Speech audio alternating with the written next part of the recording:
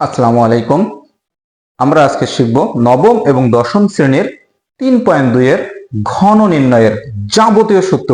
অত্যন্ত ম্যাজিকের মতো আমরা চারটা সূত্র একটু বুঝে নেব। এই চারটা সূত্র যদি আমরা একটু বুঝতে পারি, তাহলে এই অধ্যায়ের যত সূত্র আছে, যত অঙ্ক আছে, সবগুলো আমরা নিজেই ঘরে বসেই করতে পারবো। এই জন্য আমরা একটুখানি জানার চেষ্টা করি আজকে যে এই সূত্রগুলো আসলে কি এবং কিভাবে আমাদের এই সূত্রগুলো ব্যবহার করতে হয়, আর এর মাধ্যমে আমরা কিভাবে অঙ্কটি সমাধান করব।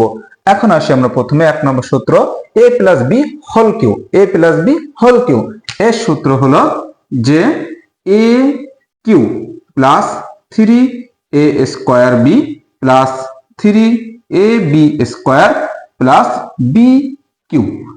আরেকটি সূত্র আছে a cube plus B cube plus 3ab a plus B. এটা আমরা ব্যবহার করব উৎপাদকের ক্ষেত্রে। উৎপাদকের ক্ষেত্রে ব্যবহার করব।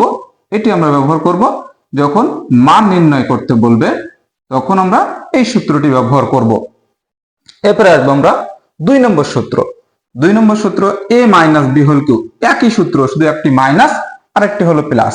তাহলে এর সূত্র হবে যে a cube minus 3a square B plus 3ab square minus B cube. এটা হলো উৎপাদকের ক্ষেত্রে আমরা ব্যবহার করব। এটি হলো a cube minus B cube minus 3ab a minus B. এটি আমরা মান নির্ণয়ের ক্ষেত্রে ব্যবহার করব। এই দুইটা একই রকম সূত্র, একটি মাইনাস আর একটি প্লাস। এখন আমরা আরো অত্যন্ত গুরুত্বপূর্ণ, যেটা আমাদের প্রত্যেকটি অঙ্কে প্রায় ব্যবহার করতে হয়, সেটা আমরা জানবো এ কিউ প্লাস বি কিউ এর সূত্র।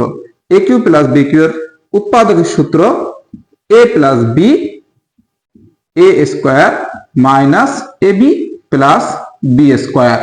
এটি আমরা ব্যবহার করব উৎপাদকের ক্ষেত্রে।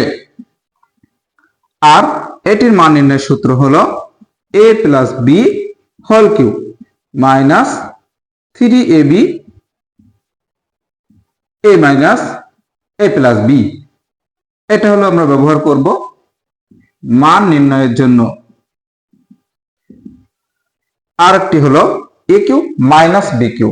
এটি আমরা ব্যবহার করব a minus B A square plus A B plus B square. এটি হলো উৎপাদক। আর A minus B whole cube plus 3ab A minus B. এটি আমরা ব্যবহার করব মান নির্ণয়ের ক্ষেত্রে।